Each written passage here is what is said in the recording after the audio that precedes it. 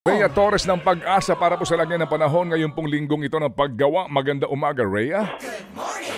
Yes po, good morning po sa iyo. Good morning po sa ating mga tagsubaybay. Sa magiging lagay po ng panahon ngayong araw sa ating bansa, ilang areas pa rin po ng extreme northern Luzon posibleng makaranas ng mga maghapon na mga pag-ulan. Kaya asahan pa rin po natin sa lalawigan ng Batanes ang mga kalat-kalat mga pulan, pagkidlat at pagkulog. Samantalang sa Metro Manila at sa nalalabing bahagi naman po ng ating bansa, patuloy pa rin mararanasan ngayong araw ang mainit at maalinsangang panahon at may mga tsansa pa rin na makakaranas po tayo ng mga isolated thunderstorms lalong-lalo na sa hapon o sa gabi. Speaking of thunderstorms po, meron po tayo nakataas na thunderstorm advisory as of 5 a.m. po ito.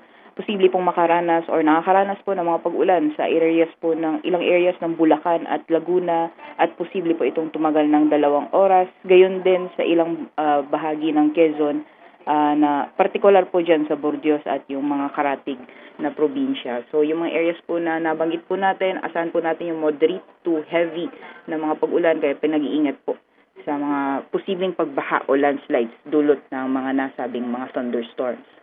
Sa ngayon po, wala naman tayong binabantayan na low pressure area o bagyo sa loob at labas ng ating Philippine Area of Responsibility. Hanggang sa darating na Thursday, patuloy pa rin pong mararanasan ng mainit at maalinsangang panahon sa malaking bahagi ng ating bansa. Di ba na naman yung mga chance ng mga isolated thunderstorms. At yung temperatura naman ngayong araw sa Metro Manila, maglalaro mula 25 hanggang 34 degrees Celsius, 17 to 23 para sa Baguio City, 28 to 33 sa Metro Cebu at 27 to 34 degrees Celsius naman para sa Metro Davao.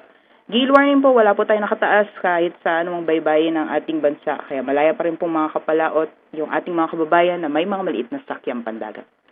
Yan ang po latest mula dito sa Pag-asa Weather Forecasting Center. Rhea Torres po, magandang umaga. Rhea, nabanggit mo, tuloy-tuloy na pag-ulan buong araw na ito. Sa extreme ba ito o northern Luzon? Extreme northern Luzon po sa may bahagi po ng Batanes. Pero by afternoon po possible na makaranas po ulit tayo ng mga thunderstorms sa areas po ng northern Luzon. So antabayan na naman po yung mga thunderstorm advisory na nilalabas po ng Regional Services Division po natin.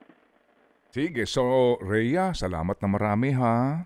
Maraming salamat din po. Good morning po. Ted Filon at DJ Chacha ngayon nasa Radyo 5 92.3 News FM Monday to Friday 6 to 10 a.m.